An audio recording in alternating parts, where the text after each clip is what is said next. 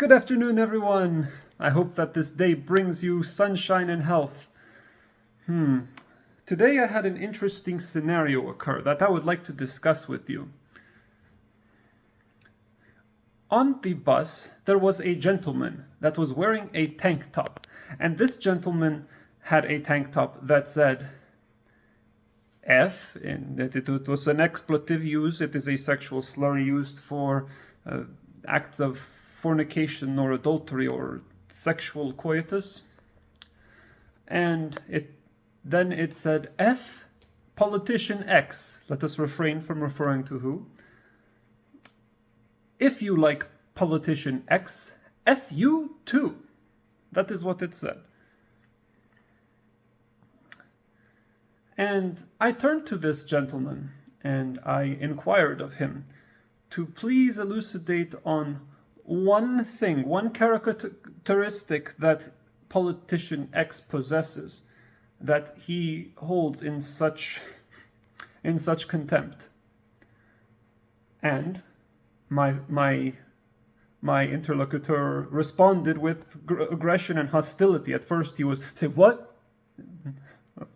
I shall be more careful not to repeat what was said, but he responded with aggression and hostility, implying that he was offended, and he was saying that I have some kind of problem that I must settle with him, or if I have some kind of problem with him, or if I want to do something about it, or something like that. He responded with aggression, disrespect, and hostility. And I say this without the intention of complaining, but it is relevant to our story. And I said, "No, of course not. I am simply curious, and I want to know your thoughts. I would appreciate them if you would willingly share them with me." And his other friend chimed in something hostile and aggressive. And then his other friend said, "Is this some kind of debate? Are you making a YouTube video?" Is this some kind of debate, or are you trying to start something? Are you, again, more aggression, more hostility? Is this one thing you like, one thing you dislike? Are you trying to start some kind of debate or argument on the bus? Really? It was in such similar a vein. And I, of course, assured these affronted that I had no such intention. But I merely wanted to know what they thought, what he thought particularly. I was referring to this one gentleman. I was speaking to him, but his friends felt the need to chime in as well, and they are more than welcome. And so, immediately, without waiting, the one who most recently finished his aggressions, when I explained to him that I was curious, he quickly chimed in, his hair. The other one was saying, I don't know, man, I don't know. And then the other one, the one with the shirt, the one who I initially started talking to, said, I don't know as well. And I asked him, you don't know what you're wearing a shirt that says that implies you strongly dislike him. And he said, I don't know, he's disrespectful. He's disrespectful. He has a disrespectful way of talking. I don't like that. And I thanked them for their time. But I wanted to discuss that with you. Well, first of all, the shirt itself is sexist. It is using a sexual slur. First of all, it is a sexual slur. It is using a sexual term, a vulgar sexual term, as a hostility, which is very sex negative. It's harmful to society to use sexual terminology as an insult. It's harmful to insult people, but it's also harmful to use sexual terminology as an insult. Secondly, it is xenophobic. People who are from other countries, such as myself, easily take offense. Now, you have seen the way that I discuss things with people. I am very thickened in my skin in terms of I have an oily skin for these things, so I am more adapted. But many people from my country and other countries, when they experience these kinds of invections, It is deeply offensive. It is cause for physical violence. It is offensive. It offends foreigners. When you use swear words, it does offend people. It does offend people. You may choose to do so. You have the right to do so. And I also may support your right to do so. Maybe. But you need to understand it is xenophobic. And I'm not angry with you, but it is absolutely xenophobic for us to use swear words. That if you believe that it is still acceptable to use swear words, or you believe in some kind of open-minded philosophy about that, or some other way, I encourage you. I encourage you to believe as you believe, but it is also xenophobic. It makes foreign people uncomfortable in your country. It makes people who are not Hispanics, when they come to America, they often complain about the vulgarities of the way that people speak. It is hostile. It is seen as hostile. Is it not? And especially since they spoke to me in a manner that was deliberately intended to be hostile. It is hostile. You are being hostile to foreigners whenever you use swear words. You may use them. It is your right. It is your decision. And maybe you believe it is moral, but you should acknowledge that there is an element somewhere of xenophobia, and it creates an unsafe environment for people who visit our country. Most of the world considers vulgarity and insults as extremely hostile. A lot of the world does. My country especially. If you spoke to someone like that on the street, it could cost you your life. It is dangerous. And there are places in the world where you cannot speak like that. And to hear people speaking like that in America is xenophobic. And you may say, well, it is our culture. They should get used to it. Well, even in our culture, it was once considered exceptionally rude, right? Even elderly people consider such words extremely vulgar. So it is, 1, it is sexist. 2, it is xenophobic. 3, it is ageist.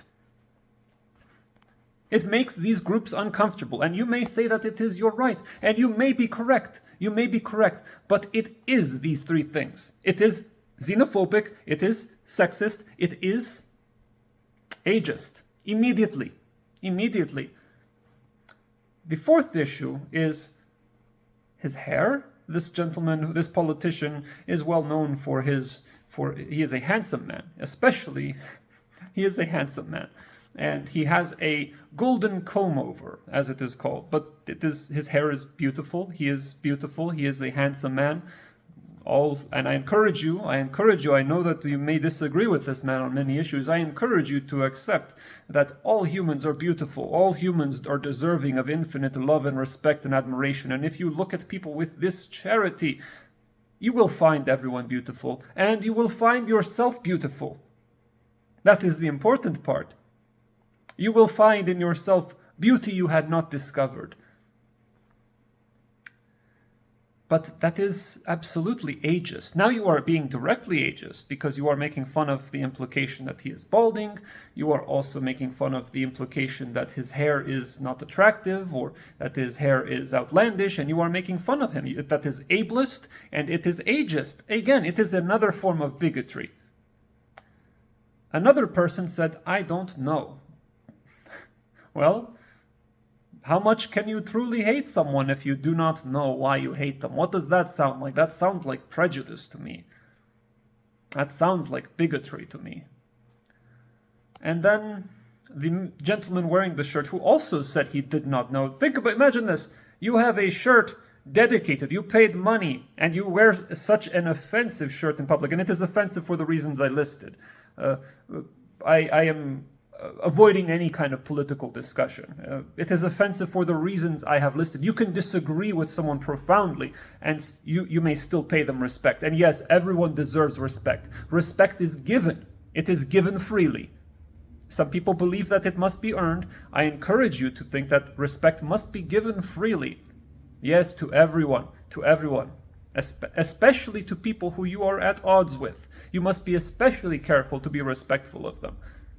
And again, this is normal in most of the world. In most of the countries in the world, it is expected for you to be respectful of strangers, of people who you are at odds with. In fact, in my country, if someone suddenly begins speaking respectfully to you as opposed to comfortably, as opposed to in a friendly, comfortable way, which there is a difference in many languages, if someone suddenly starts speaking respectfully to you, it is seen as somewhat distancing and maybe even insulting. It's seen as like, what? We aren't friends anymore.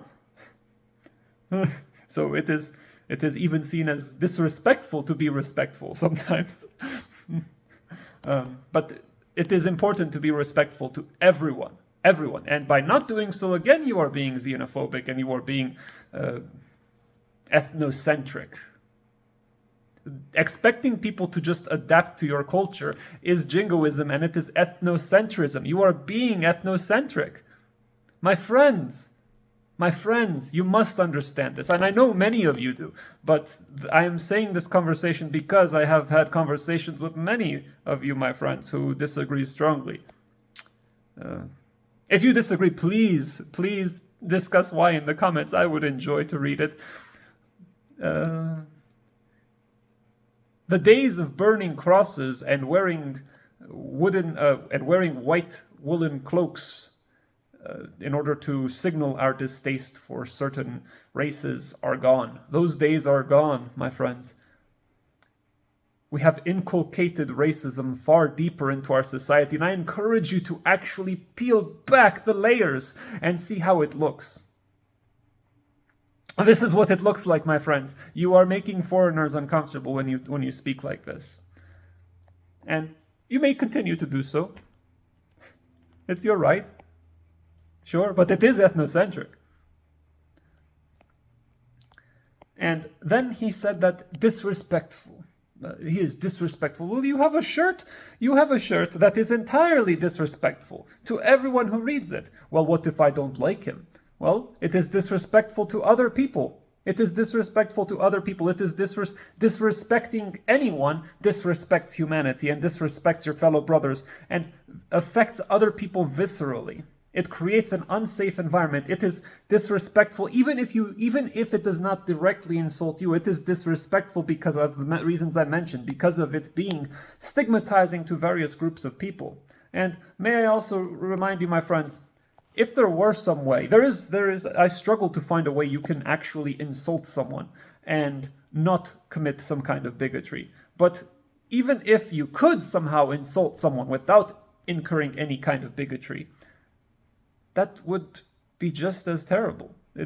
The problem is the suffering and the systemic power imbalances that occur from it. Just because it's okay, just because somehow it is kosher, it is still bigotry. Even if it was not bigotry, it would still be bigotry. Attempting to cause someone harm is a violation of their consent. It is contributing to a culture of R grapes, of R and rhymes with grape. Non-consensual sexual activity. Absolutely. It contributes to such a culture. Yes. And the shirt itself is disrespectful. So if politician X deserves hatred for being disrespectful, well, then by being yourself disrespectful, you are also worthy of the same contempt. My friends, I think it is interesting to see how we scapegoat one another. And this message is intended to be devoid of any political chagrin or any kind of political chicanery. I want you to love each other and to love everyone, especially those people who we disagree with. Please consider that in order to build an equitable society, one that is free from prejudices and suffering and violations of consent, we must establish a foundation of love, mercy, and consent for society. And many of you will correct me and tell me that war is a necessity, that war is part of life, that there must be conflict, there must be strife. To you, I would say I recommend that you read a summary, or maybe I'll make a video on it. I want to recommend that you read Mein Kampf by Adolf Hitler. I strongly recommend, if you believe this, that you read Mein Kampf, because you will see how the Führer agrees with you. You will see that you are upon a path of cruel discoveries, my friends. the reason I struggle to recommend reading Mein Kampf is because I listened to it in an audiobook format, and it was 26 hours long. It's quite a long book, and much of it, I say this respectfully to Hitler, God rest his soul, everyone's soul. He has departed.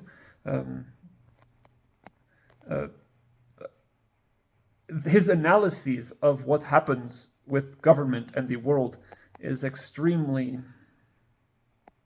enlightening to realize that this is the way governments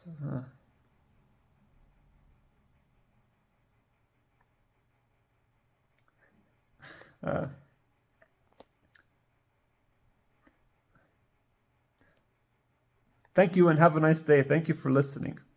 I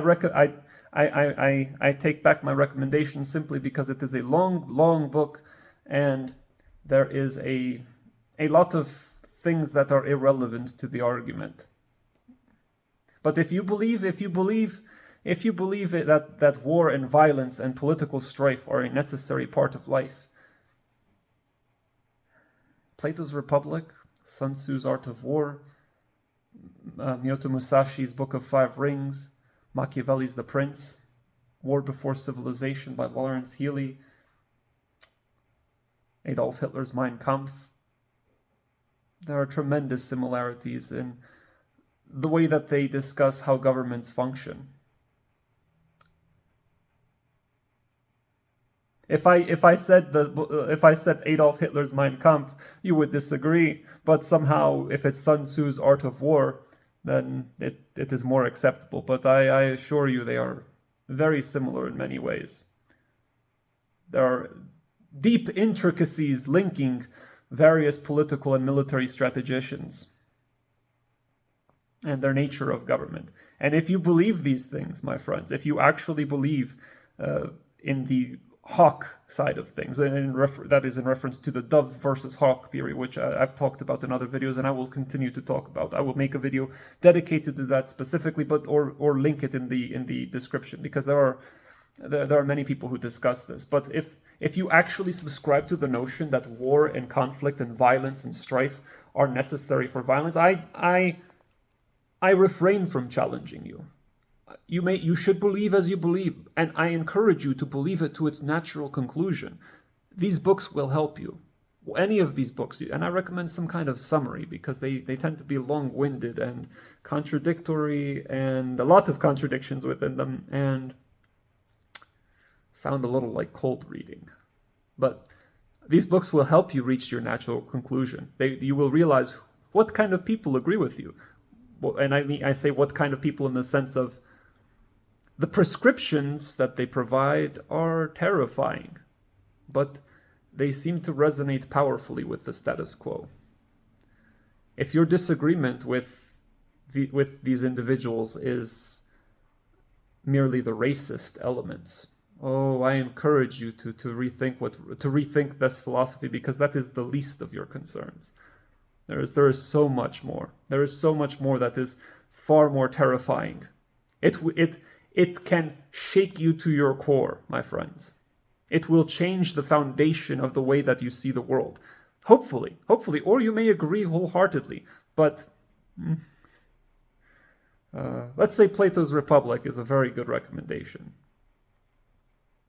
It's horrifying. Oh, my friends, love each other, please. I love you all, and I wish you all the best of health and happiness, and I hope that you all can love one another. Goodbye. God bless you all. Be safe and be healthy and be happy.